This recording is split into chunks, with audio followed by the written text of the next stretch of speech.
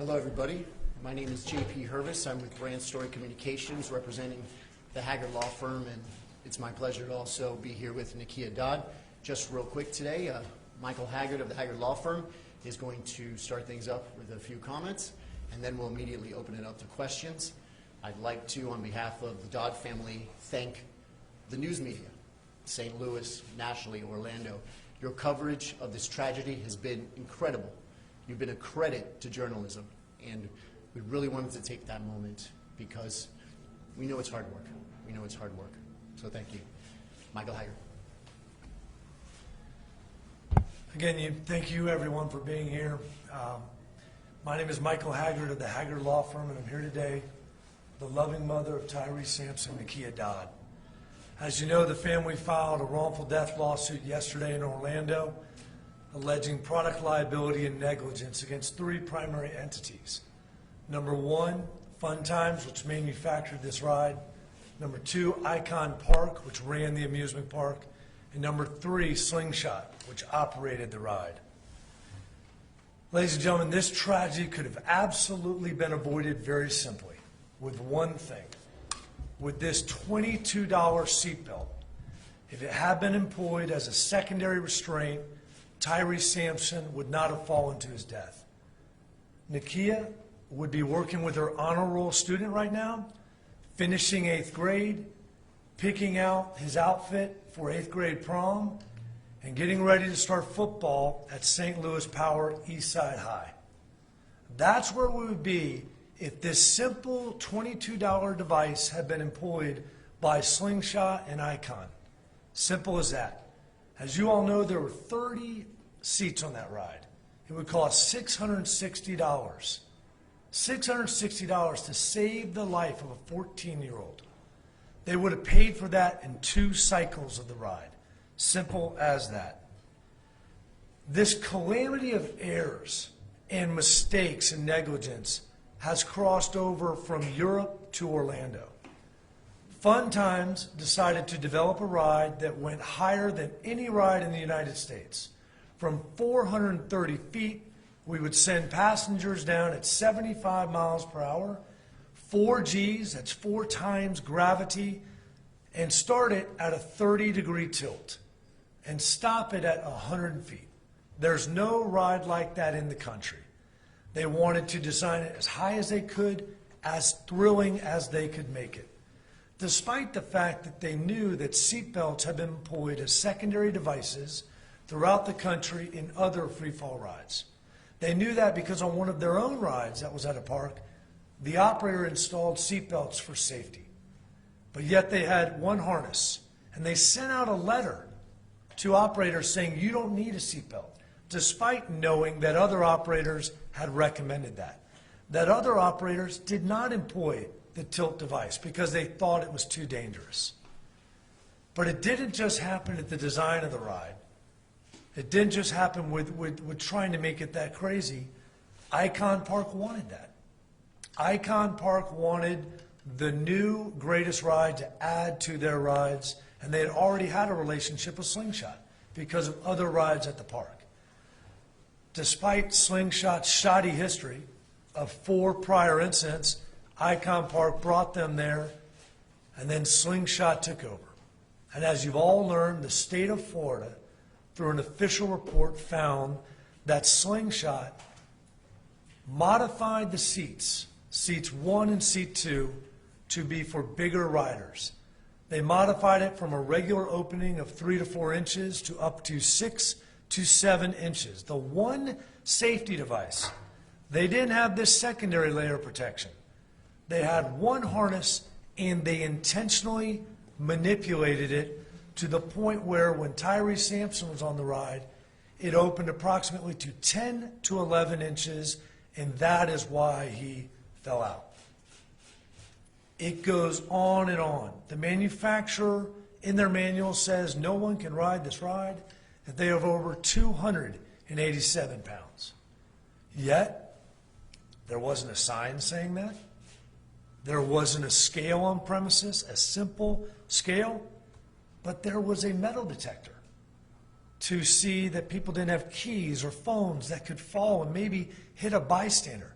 They had a full-size metal detector like we see at the airport, but no scale. When the manufacturing manual says you can't ride the ride more than 287 pounds. All of these acts of negligence fall on all three of these parties. A jury will decide what percentage of fault each one of these defendants get. And before I turn it over to you, I want to talk about a jury deciding this case.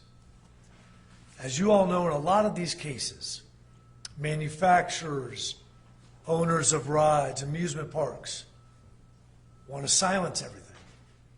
They want to get a quick confidential settlement with a family so that it's under the rug. I am so proud of this mother because her thoughts were not about her. They were about other mothers and other families and the public. And it was her decision to file this lawsuit now, to get sworn testimony under oath of those that are at fault, to get the documents to show the truth. Who made this mistake? We still don't know who actually manipulated the seats, when they manipulated the seats, and who knew about it and who directed it. And Nakia Dodd wants the public to know. She wants every mother out there, every family member to know, so that we can do one important thing. And that is to make sure this never happens to another child or a family. And I thank you so much for having the courage to do that, because we have to get these answers to change the law. The law is different for amusement parks in every single state. Every single state.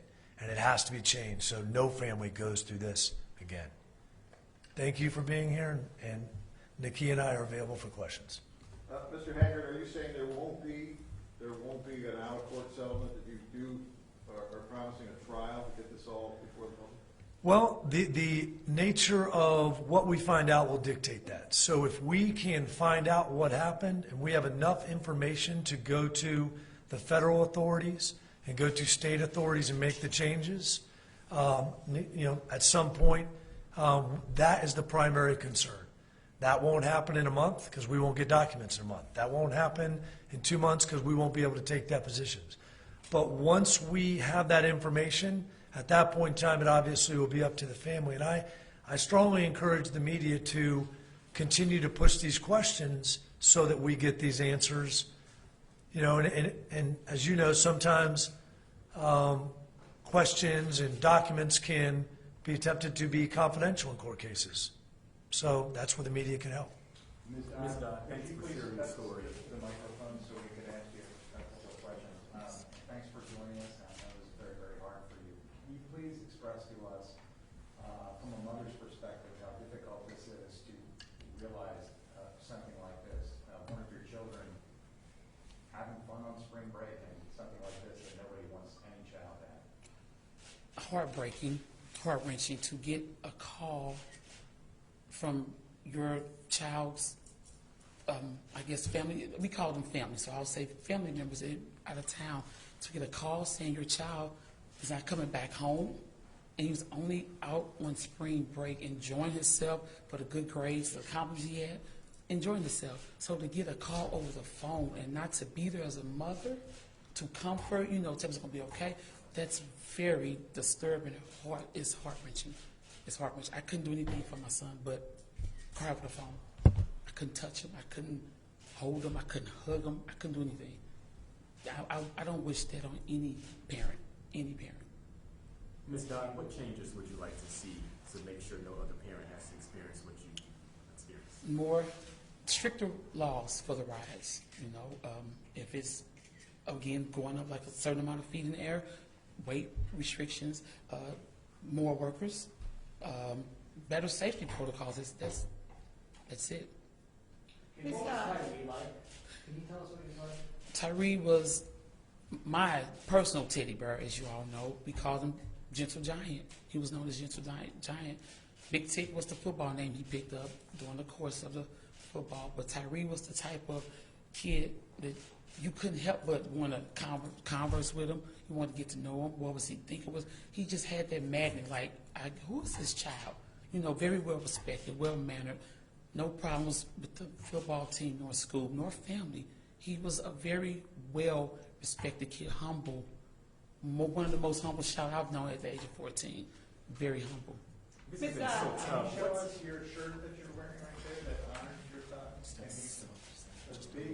Big Tick? Can you explain that, his nickname? Tick is the name that he received from the football team. Big Ticket, meaning ticket out of St. Louis, basically. Ms. Yes. Dodd, how would you like your son to be remembered, and sorry about your loss? Thank you. I want him to remember as a loving young man at the age of 14, very well mannered, no problems at all. I mean, just would give you the shirt off his back if you ask him right now. Character, I mean, he was a go-getter. He was a go-getter. And for him not to be here, this is devastating. He was on his way. You know, he was going to be known, but not like this. He was going to be on the football scene, the NFL team, not through a tread this type of way. No. Where were you, if you could take us through that day, when you first found out about your son's death? What were you doing? And what did you go through those first minutes, first hours? How did that whole day hit you? I got the call. It was like late that night, the Thursday night. I was with my youngest daughter. We were about to do a little movie or a pizza type thing because, you know, they were on spring break. I get the call, and I instantly thought that, okay, Tyre never keeps a full charge on his phone, so I'm thinking he's using the friend's phone. And I pick up, and I'm like, hello? He was like, hey, Mom. So I'm instantly thinking, Tyre? He was like, no. Hey, Mom. I'm like, what's going on? And to get the news over the phone, that is devastating. My whole concern was, is he breathing? And are you with him? That was my main concern. Are you with him? I needed you to be with him because I wasn't there. So I needed somebody that I left in charge of Tyre to comfort him for me because I had to do it over the phone. I had to do it over the phone. So that was gut-wrenching. I have a good feeling. If you had something to say to the companies responsible, what would you say to them? They can take the ride down completely, you know, just get rid of it altogether. That's too big of a risk. Not enough safety measurements. Take it down. Is there any particular stories you want to share about your son? And have you personally been to the site to visit it? I know it's probably tough. I'm sure it's tough for you. I have not been to the site. I have not. I have a lot of stories to share. Tyre was, he was just a humble kid. You know, he had this basketball was another sport that he played. He played for City Garden. The biggest kid on the team. You know, I think they thought Tyre was the coach at sometimes because they listened more to Tyre versus the actual coaches. And, you know, we got footage of him like telling the team, if you would have did this, you know, we probably would have won that game. You know, he was always implementing something. Win, lose, or draw, he always put himself like, okay, listen to me, guys, you know, not because I know what I'm doing. Because he played basketball with the neighborhood, our neighbors, and these are like older guys. So when he played with the school, I was like, you might be a little too rough, you know, I don't know. But he did. He was a coach versus a player as well. So, yeah. And what's kept you so strong? I mean, it's been a month and you're speaking with us now. You know, of course, there has been no rush. But what's kept you so strong this past month or so? I have a 9-year-old that I have to be there for. You know, I have other family as well, but my 9-year-old is my main focus right now. And Tyre wouldn't want me to crumble, so, you know, he had that, you know, that strong demeanor. I have to keep it up in a sense. But my daughter, I have to be strong for my daughter. What's your message to families that are looking at the situation, not able to grasp something like that's happening, and now that you're pursuing this lawsuit and want to see changes? What is your message to families with children like something? I guess my message would be to the families. I don't want them to not let the kids enjoy themselves, but if you do decide to let them get on rides like that, double check yourself. You know, go up there and make sure the restraints are in place. You know, can your child ride? You know, does your child meet the qualifications? You don't want to rob the kids of enjoying themselves, but then in the same breath, you're like, you know, I don't know, because I don't want this to happen to another family. not just a child, but another family, period. So you may have to do maybe your own safety measurements, your own safety checks. Do you remember the last conversation you had with him? Can you tell us about it? The last conversation I had was he actually was supposed to leave that Monday to go to Florida. He left his charging device. He comes back home. He texts me and says, "Hey, Mom, I'm going to be pulling back up. I left my charger." I open the door, and he goes back in his room, and he's, getting all the stuff he left. Mind you, we know boys don't like to give hugs because it's just like too mushy for them. So I said, "Oh, you came back to give me my hug." I actually said my last hug. "You came back to give me my last hug." He said, "Oh no, Mom, they're waiting." So he's bagging up from me. And I have a long hallway before you get to the door to exit. And as he's bagging out my door, he turns around and says, "I'll see you Saturday or either Sunday." And that was my last time speaking to my son. And that Sunday, I was waiting for my son to come home because that's what he told me. "I will see you Saturday or Sunday." So to get a call to say, he's not coming back.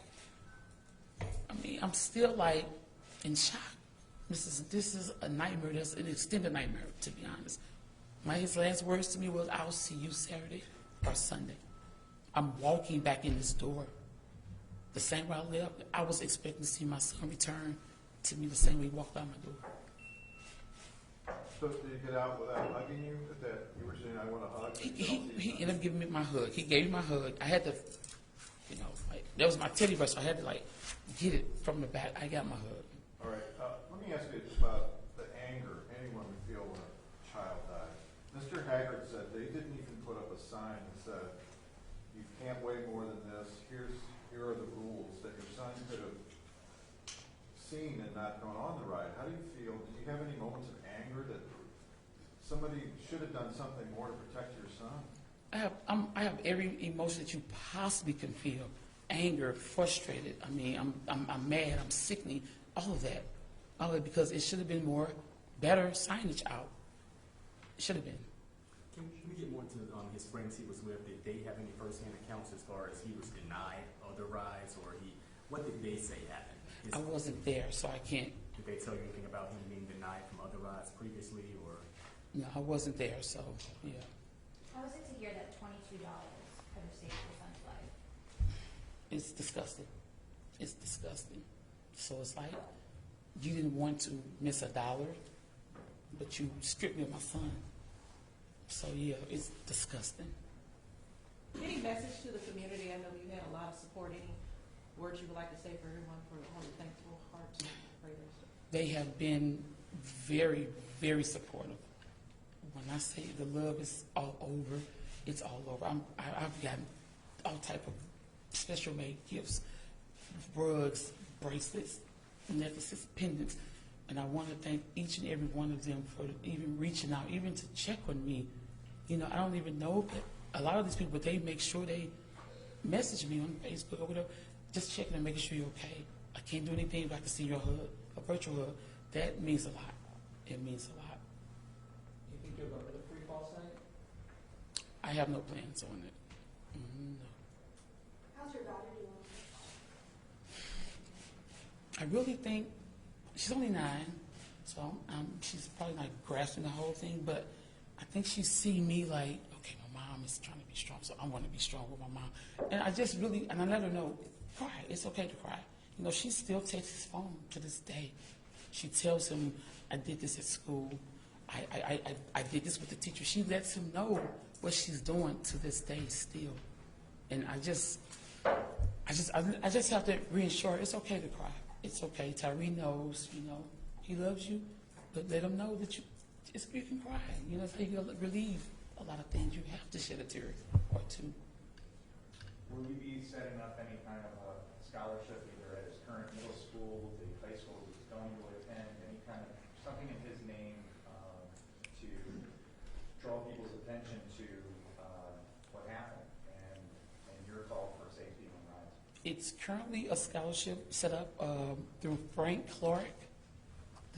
He reached out, I want to say it was established maybe a week ago, I'm not sure of the date, but it was established under Frank Clark Foundation. To this day, have you heard from any of the that are in the lawsuit, Slingshot, Icon Park, anyone has reached out to you when expressing their condolences? No. Do you blame one more than the others? No, they're all equal.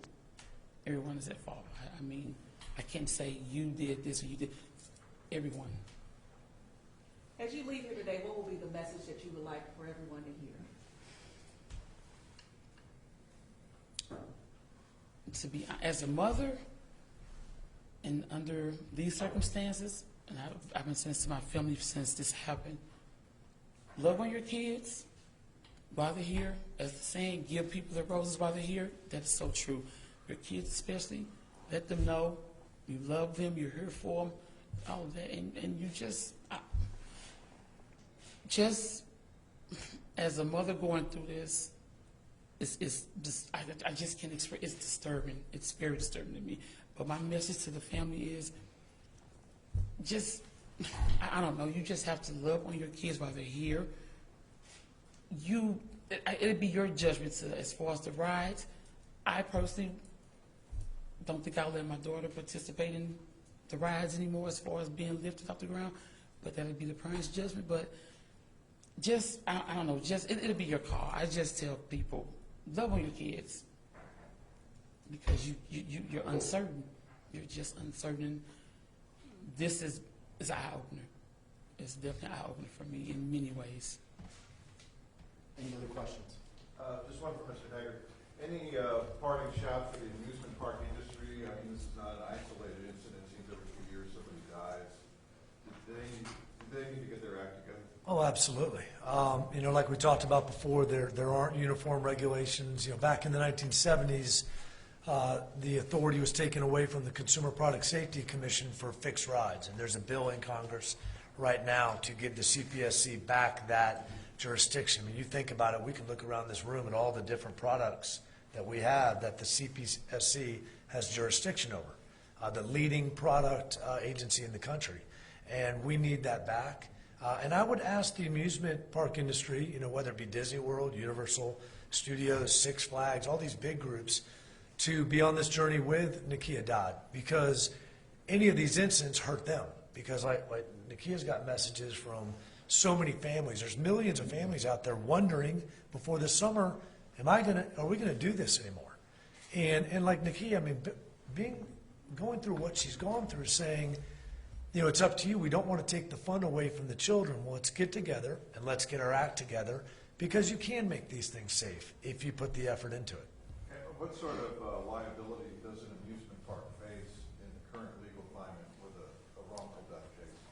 Well, they are absolutely under a negligence standard. This is a case where I fully expect at some point we will move to amend for punitive damages. Obviously, there's been a lot of questions about, is this a criminal act? And what's really interesting about the Department of Agriculture's findings is that this was intentionally done. Having a sign up or not is a mistake. Maybe employing a scale might be a mistake. Manipulating a safety device that then, for lack of a better term, tricks the proximity sensor to say, green light, you're ready to go, because it's been intentionally manipulated, is a matter that I think law enforcement's going to be looking at in this case. And Mr. Haggard, do you know anything about the fact that Tyreek was denied other rides there previous to getting on this ride, or what witnesses said happened? Yeah, we've heard he tried to get on one of the rides. Not tried, he went to a ride, and they said clearly, you can't ride because of your weight. He wasn't weighed. But that's something that is just basic as we go to a million amusement parks. Everyone who's been to an amusement park has seen the parent and the young child walk away with the child crying because they're too short to go on the ride. That's a safety call. It's life and death. And you don't worry about offending someone. You save their life. I believe he was. I'm not sure of the ride. We've heard different things from different people. And obviously that's up to the operator. It's not up to a passenger to say, let me guess this. Let me guess where we're at. Sorry. No problem. She's just going to step out. Okay. Well, just to follow up on his question, some lawyer for the other side is going to say to you in court, he should have known, based on being turned away at the previous rides, not to get on the free fall. If a defense lawyer says that during this jury trial, I can guarantee you this will be the largest jury verdict in the history of the state of Florida. If they want to blame Tyre Sampson, that would be a dream for a plaintiff's lawyer such as myself. To blame a passenger who didn't have the manufacturer manual given to them, has no idea, and obviously, I mean, when we get on that elevator, when everybody leaves here today, you know, we're trusting the elevator person to tell us it's going to work. If it has a maximum capacity, we might want to check that out. To not even have a sign is amazing, but forget about a sign. When you know that, how do you not just have a scale that everybody would go on? Just walk on and it clicks yes or no. What's the ballpark on a case like this? You know, there is none. There's not enough money in the world to compensate Nakia for her loss. Are there any precedents, just to give us an idea, in past cases like this, what are the payouts? It all depends. There's really no set guideline. That's up to an Orlando jury. Any more questions? Can you hold up the belt? Yeah, absolutely. Does that everybody feel like they got their questions from Nakia? Yes. Okay.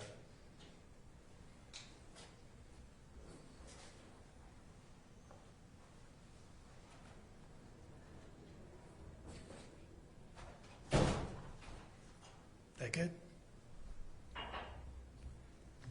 Thank you.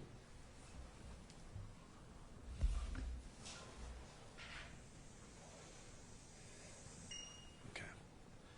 Thank you all very much. Thank you. And if anybody has any other questions, Mr. Haggard can stay after a little bit. Yes. Grab it. Mike? Yes. I'm gonna carry that back. Oh, yeah. Thank you. I'm in the news, so I'm gonna, so yeah.